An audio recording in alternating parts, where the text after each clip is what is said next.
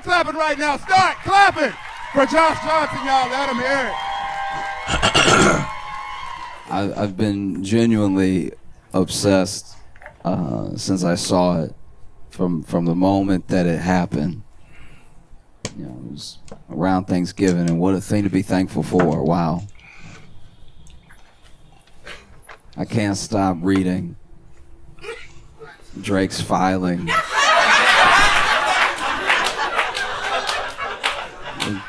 Drake's court filing, suing UMG. I mean, Drake suing UMG, Spotify, I think iHeartRadio, yeah. Like, he's suing everybody but Kendrick. Like,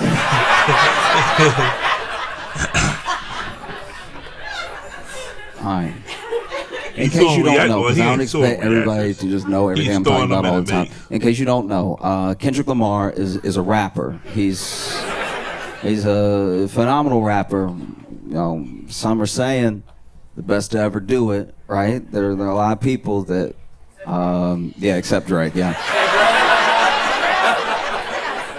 Kendrick Lamar is absolutely killing it right now, and he was in a beef with Drake. Now, if you don't know, Drake was a rapper. We need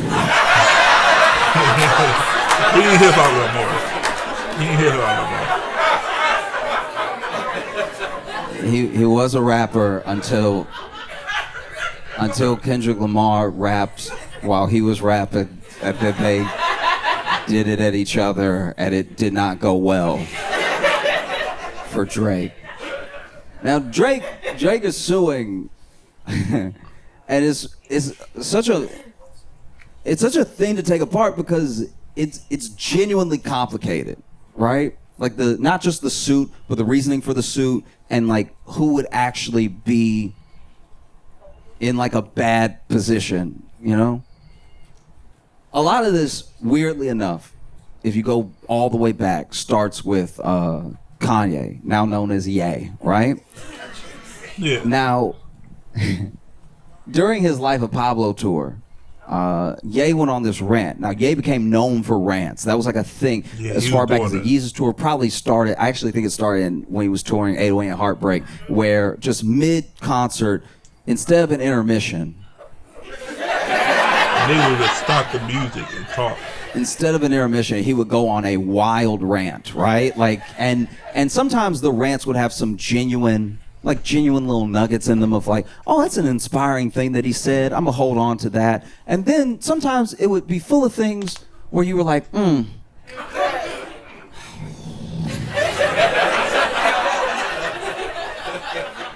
he know? But he's all right. And in one of these rants that became like part of going to the concert, what's Kanye gonna talk about? What's he gonna go off on and everything? During Life of Pablo, Ye does this thing where he's like, radio lied to you, right?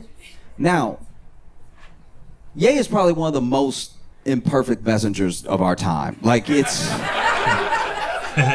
sometimes, hear me out, once in a while, sometimes he has something to say that has genuine value in the industry. There are things that he says that are inspiring to anyone who takes inspiration from it, right?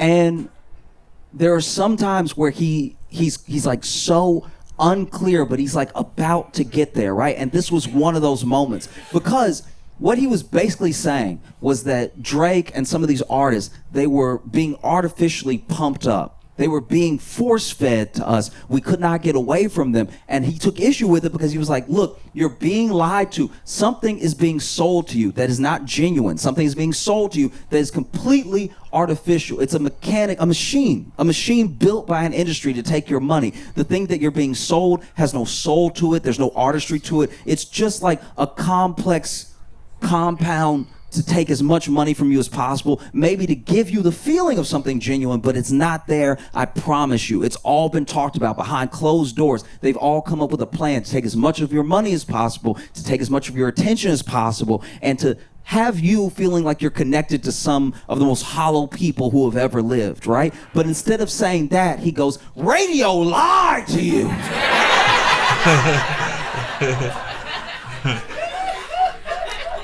So understandably, in the moment, people didn't quite understand what he was trying to say. You know, and then there's another interview more recently during the beef when it started where, you know, Ye basically says he was, and it's something that a lot of Drake stans brought up, where he was like, a lot of us involved were just so excited about the destruction of Drake, you know? And they were excited because, depending on who you talk to, Drake been a menace for a minute. Like Drake has been sleeping with people's very significant others. You know, he's been doing like shady stuff. There's people who've worked on projects with Drake, and then he went ahead and even though he worked on the project with them and was happy to collab and everything, releases a project that's kind of like theirs right before, just to. There's things he's being accused of that are like, none of it is illegal, but a lot of it is terrible, right? Yeah, kind of shady stuff. And so, you know, Ye had his own issue with him, Drake, Kardashians, all that stuff. And so he was like, what people don't understand about Drake is that he has a rich baby daddy named Lucian, and Lucian was the top of UMG. And so now at the top of UMG, you have someone pushing Drake nonstop. And if you heard Scorpion, I don't know how you missed it, but it was the most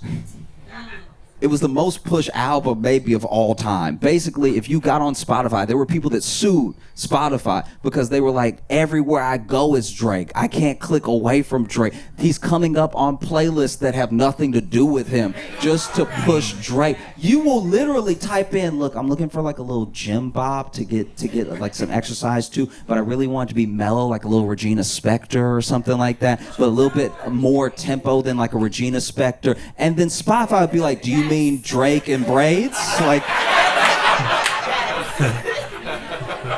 you know, you'd be like, I want some hard rock, like something classic, something that is maybe like hair metal, you know, like some of that glam punk to it and everything. And then Spotify would be like, do you mean Drake making a mean face?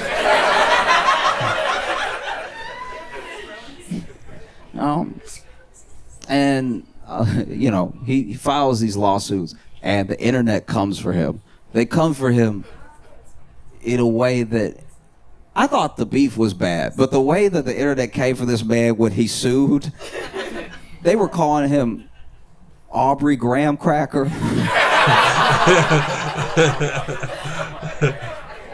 They were quoting lyrics from him.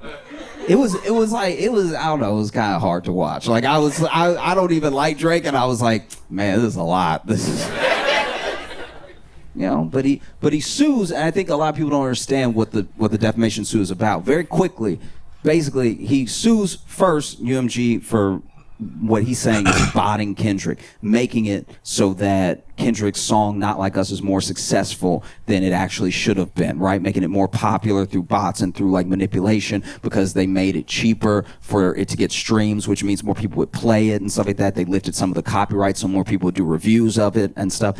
And then he sues for defamation, right? And the defamation is still, once again, this is a petition. This isn't like a full-on lawsuit for damages, but it's basically saying that UMG shouldn't have let Kendrick release Not Like Us because of what it said in there about Drake and them knowing that it was false, right? And this is my thing about that. It's weird that he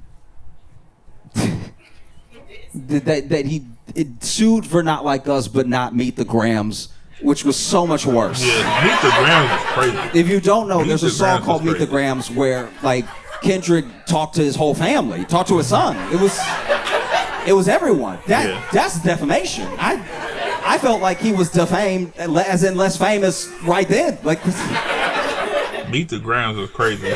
I don't even like. It's kind of wild, like you know. But here's the thing. This crazy. is why some people are on Drake's side. And I'm not just talking about Drake's stance, right? What he is alleging is that basically UMG, who he's been in this contract with, he got a $400 million contract from them in the earlier part of the 2020s, right? And he made the money back so fast they start renegotiating again. And if you make $400 million back quickly, they probably gonna need to pay you $600 maybe 800, who knows? And that $400 million contract was the biggest contract in music history, right? And so now he's taking these people to task in a way and in a time that is scary for the music industry. You know, music industry is losing market share day by day. I'm a firm believer that no matter what music you like, I don't care what it is, I don't care what genre, you personally, you have not met your favorite artist yet. You haven't met your favorite artist at all. You have to keep listening. You have to keep looking. Your favorite artist is out there, and they're trying to get to you, but there's a machine in the way, right? And so the same machine that built Drake up is the machine that is genuinely in the way of artists who are trying to get to you to be your favorite. Because you already have this connection. You just haven't heard their music yet, but it's coming. Right? You just have to keep looking. And it's hard to look right now because of basically what Drake is alleging, that UMG, some of these big ones, they use payola, they use all these things to make sure that their artists are the only artists that you hear, so that your favorite is the best of what's been presented to you, right? But And Drake it's a benefit tough from that? thing because to call UMG out for it, for Kendrick, Yeah, you went through that. without acknowledging that it, Yeah, it was for you. Yeah. like you know, because you were. Yeah. Do you know what I mean? Like that's a tough one. That's yeah. I mean, that would be like somebody at Goldman Sachs being like, they stealing all your money. I'm like, yeah, okay, all right, I believe you, but weren't you an executive? Yeah, but I'm suing because they stole from me too. They have no scruples at all. They'll steal from anybody. This is unacceptable.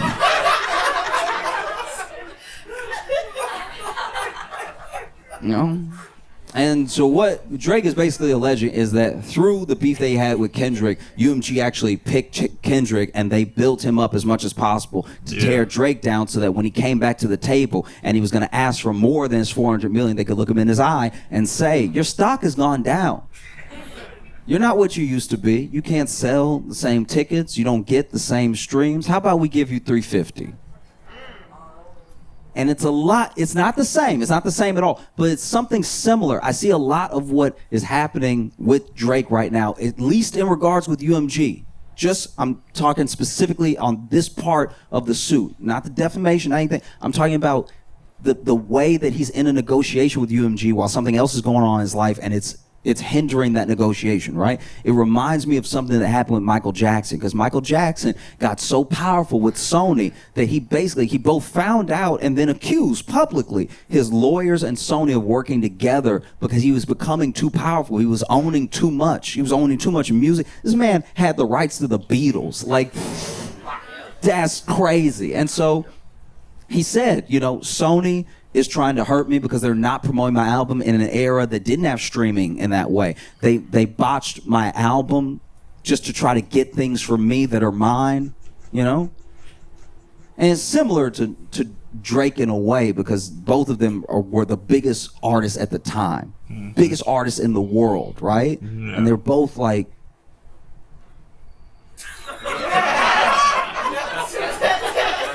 just hear me out. They were both.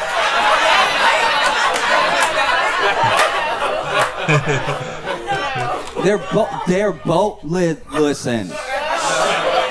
They're both black men that everyone called white, right? And I think that some of that, a part of that, is definitely present in people's feelings on the suit, right? Because there are some people that obviously think it's funny. I kind of think it's funny, you know what I mean? But then there are people who I've heard from and who I genuinely agree with, that you can't get away from the fact. You cannot get away from the fact that these two individuals, even though their suits are not the same, even though their situations are not the same, these are two individuals who built themselves up to be the biggest in the world. And when it came time for a company to pay them, maybe they did whatever they had to do to not have to do that. Now, I don't believe, personally, the botting thing, because people genuinely were dancing to Not Like Us. People were genuinely losing their minds to Not Like Us. Like, I guess I believe the bot angle that Drake has if he thinks all black people were bots. Like, that's kind of what it would take. You know bots. You know how You know how bots be.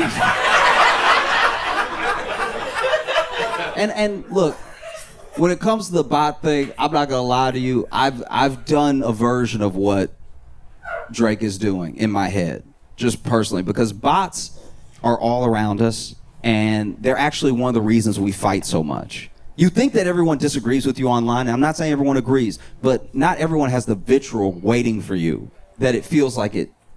We found that a lot of some of the nastiest things that get said online are bots from other countries just to stir people up, you know? And the bot has no investment in whether or not you actually get outraged, but it's just rage bait that's literally made to whether it's to keep you on an app or to distract you.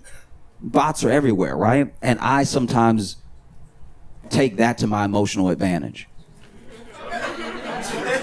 You know, like if I get into an argument with somebody online and they make a good point, I'm like, that's a damn bot right there. That's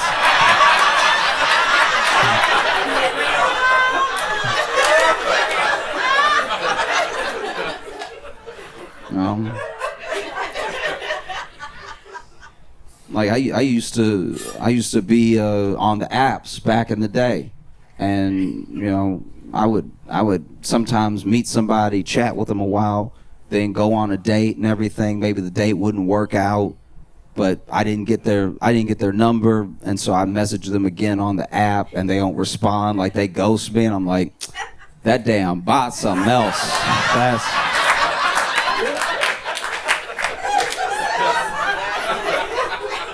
these bots are out here wilding, right? Like, you know. I remember I got to argue with my mom, and she was making some really good points, and she was really like letting me know that she was disappointed in my actions and everything, and really told me why. I broke it down, how she didn't raise me to act the way I had been acted and stuff like that. And I went ahead and typed in the text, because I saw the text bubble bubbling and everything, and I knew more was coming. And I was like, look, I'm gonna have to cut this bot off. Like this.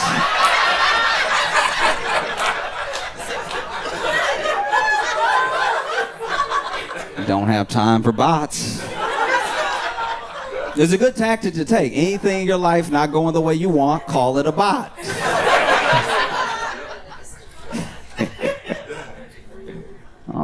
And I read and I talked to people as much as I could when the beef was going down. And I talked to Kendrick stans, I talked to Drake stans, I talked to people who did not listen to hip hop at all, who really didn't have a stake in the race at all. And there were people that were saying like, oh man, the only reason Kendrick stopped dropping diss tracks is because he was scared Drake was gonna hurt himself. Then I talked to people that were like, no, Drake dropped last, so the ball was in Kendrick's court, right? I heard delusional takes, I heard erratic takes, I heard takes that were just sort of blah, whatever, it's two grown men rhyming at each other, I don't care. Like, I heard it all. What I did not hear from Drake stans or hip hop fans at all, the entire beef was, he should sue. Yeah. That smells like a lawsuit. Never came out of anybody's mouth, right? And so understandably, there are people that are upset with Drake for suing, because it's like, wow, if you sue and then you win, what does that do to battle rap? What does that do to hip hop? Hip hop literally has artists talking about other artists being like, I'm going to sleep with your baby mama. Will they still do that if that person can sue for damages? There's something that is that's like linked, that can't be broken about hip hop and the sort of distance from power, right?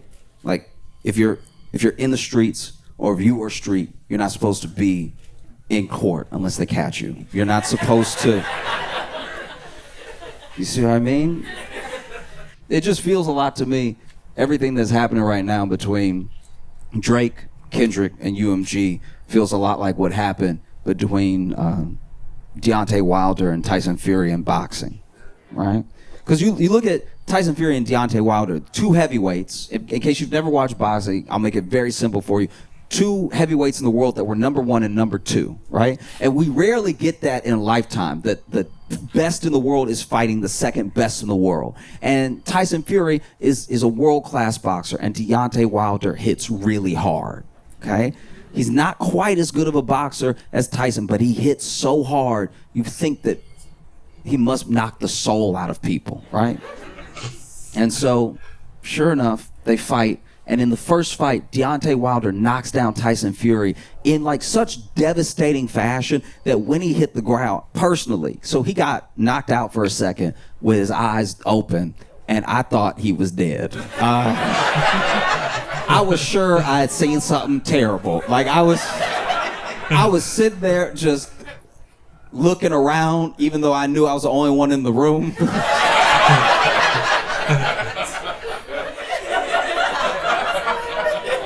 And Tyson Fury had been through a lot. He had battled his way back from addiction, from some serious mental health issues. He talked about wanting to take his life and everything. And this man gets knocked down by Deontay Wilder in one of the later rounds. Even though he had been putting in good work the entire fight, this punch came out of nowhere and it knocks him down. And then out of nowhere he blinks. And a part of me was like, he might still be dead. That's a reflex.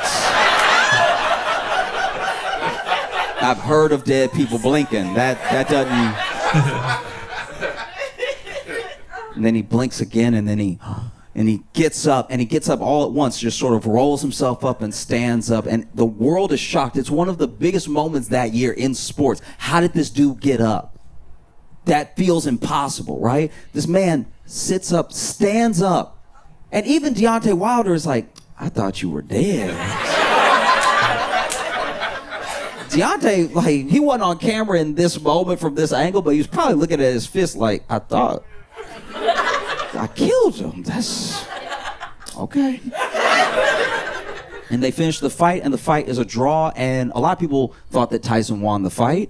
And a lot of people said that it was a draw because boxing is rigged and it's corrupt and everything like that. I'm willing to believe both those things, but basically they did have to fight again because it was a draw. So neither one of them had lost their O yet, right? Second fight, Deontay Wilder shows up ready. And in his mind, he's like, I almost killed this dude the first time. So I'm gonna knock him out this time. It's gonna be simple. It's gonna be easy. I'm gonna get right to it, right? I actually gave him a little too much respect. I backed up a little bit. Go in, right? And Tyson Fury beats Deontay Wilder, and beats him pretty bad. And I kind of thought he might beat him because I saw the documentary in the lead up, and there were people talking about like, oh, you know, Deontay's been knocking out his training partners when they're just holding the pads and stuff. And I'm like, that sound like he doesn't have aim. That's...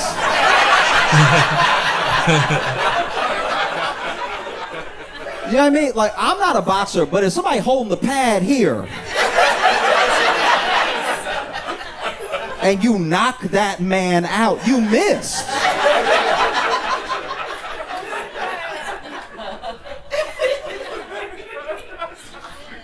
So, you know, Deontay Wilder gets beat in that second fight. They throw in the towel and everything. And Deontay cannot accept that he lost the fight.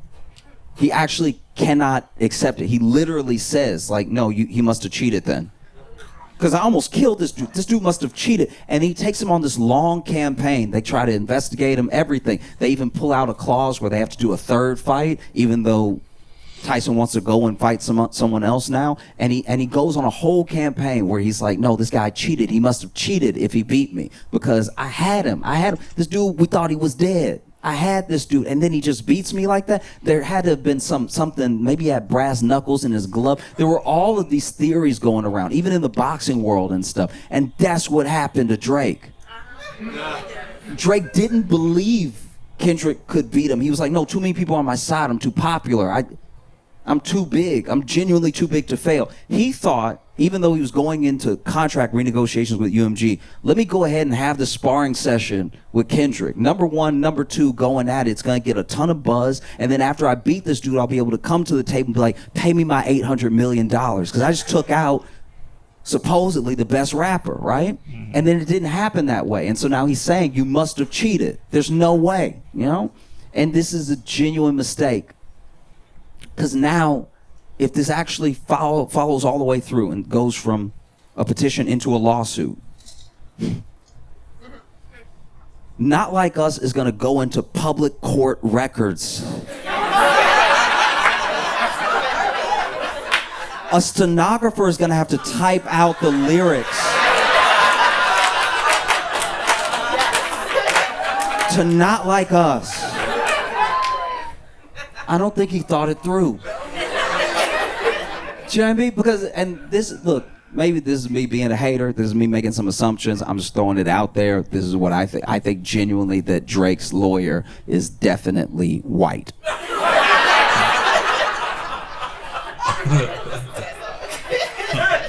And so now I'm worried for Drake's lawyer that he's going to be in a predicament where he has to defend his client from the and then read out the lyrics to Not Like Us. Now look, certified pedophile. Rap lyrics in court is nothing new. Rap lyrics get used to, send rappers to jail. It gets used against them. In all these different ways. It's nothing new. But whenever you're in court and you got to read the lyrics, usually court likes to still keep things proper. So they'll probably do some replacements. You know what I mean? Like, I think when Drake's lawyer gets to the end where he's going to have to be creative. He's going to have a different word in there. Probably something like, gentlemen.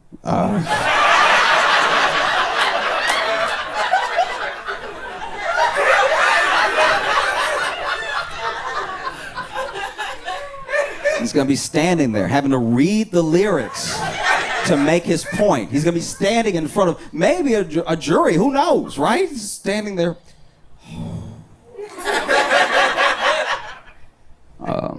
Okay.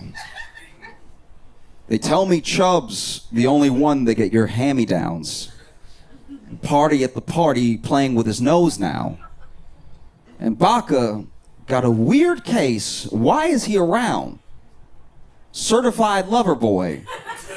Certified.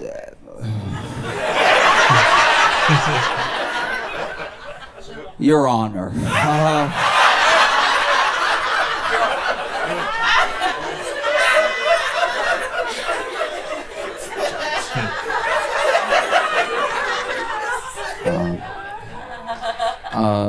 Wop, wop, wop, wop, wop.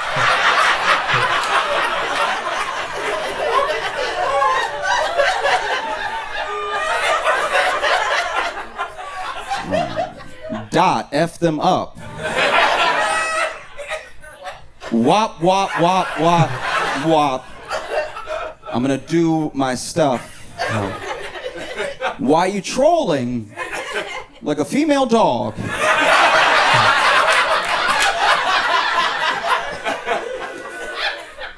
Ain't you tired? Trying to strike a chord. And that's a lot of O's. And it's probably I'll try. A.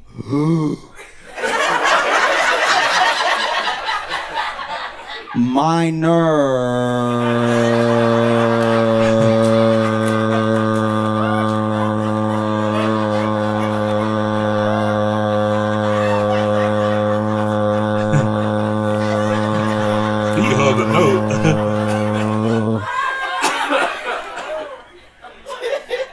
I'm sorry, I'll do one quick correction here. They're missing an apostrophe R-E here.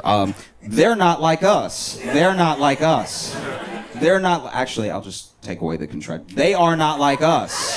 They are not like us. They are not like us.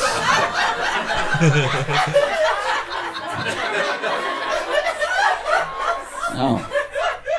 It's brutal. It's absolutely brutal, And I'm torn because there's things in this suit that if it goes through, if they can prove that UMG and even some of the other big labels are still using payola, maybe they have to do such a big payout that they make it not worth it to do it again. That's a genuine hope that I have. Or maybe the government can look at these labels, look how much power they have, and, you know, it's unlikely, but break them up a bit, right? They're already losing market share with us, the people. They already don't have the power that they used to have, right? No matter how much they push, no matter how much they repeat, sometimes it just doesn't work. Because we know they're doing it, by the way. We already know they're doing it because we know when we look at charts and they're like, this is the top artist. And we're like, who?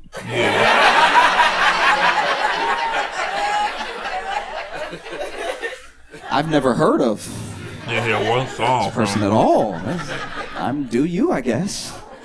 You know?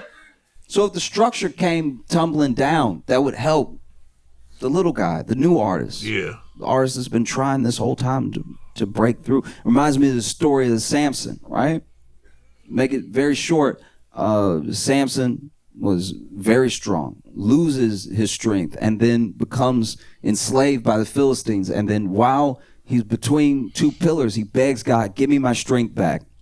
Give me my strength back so I can take revenge on the Philistines. And God gives him his strength back just for that little bit of time, just for that time that it took to push the pillars, crack them, break it down, and bring it down on him and the Philistines. And I think that's what could be happening here. You know, because I don't know how Drake moves on from this at all, whether he wins or he loses. But I know that he might be able to bring the structure down with him, on him, right? And there is a genuine part of me that's split because I don't think that the bots thing happened in that way. I'm sure that generally it happens with every big artist. I will say that. I think no matter who you are, there's probably bots pushing, pulling, whatever. I don't think it's enough to make someone number one, but I do think that it must just happen, right? But the part that I can't get over is that, like, as much as I don't like Drake,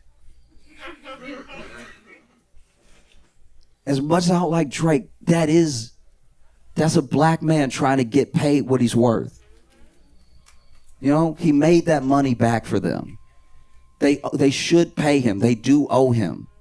And I don't think they used Kendrick. I think Kendrick is not only an incredible artist, but he was at the right place at the right time. I think if this beef had happened in any other time, maybe it wouldn't have gone the way that it went. I think Kendrick is smart with his timing. He's obviously brilliant with his music. And I think that he knew this is it, right?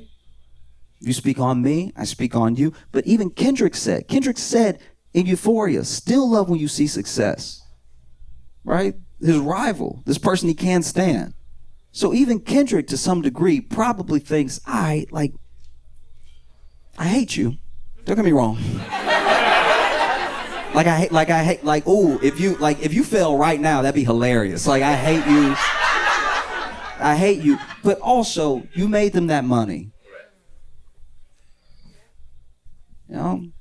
Because there's no real proof, which I think actually hurts Drake's case. There's no real proof that he is not going to make a comeback because he's still one of the number one trending artists without releasing an album this year, even as he lost all that stock. And the stock he can get back quickly.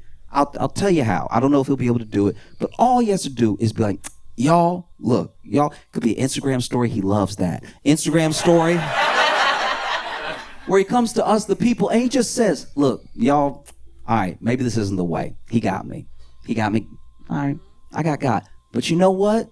I got something for you, my fans. I have new music coming, and I hope you love it. That's it. Let it go. You know what I mean? You got God. This stuff is way weirder. You're clearly spinning out. If anything, it makes me more afraid of Kendrick because you gotta remember first lines of Euphoria. Superpowers getting neutralized. Famous actor, once knew, was looking paranoid, now he's spiraling. Who lets you sue as a rapper? You gotta be spiraling to do it. That's like being a bona fide gangster and getting shot and then being like, police! You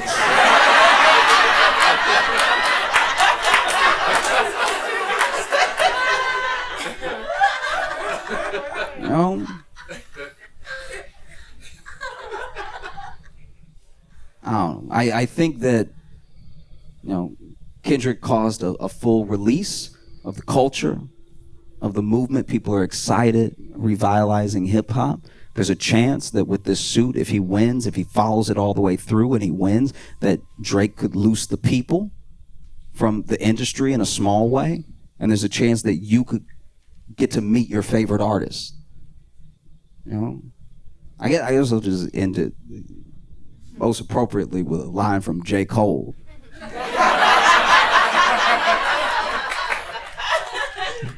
I love to see a black man get paid.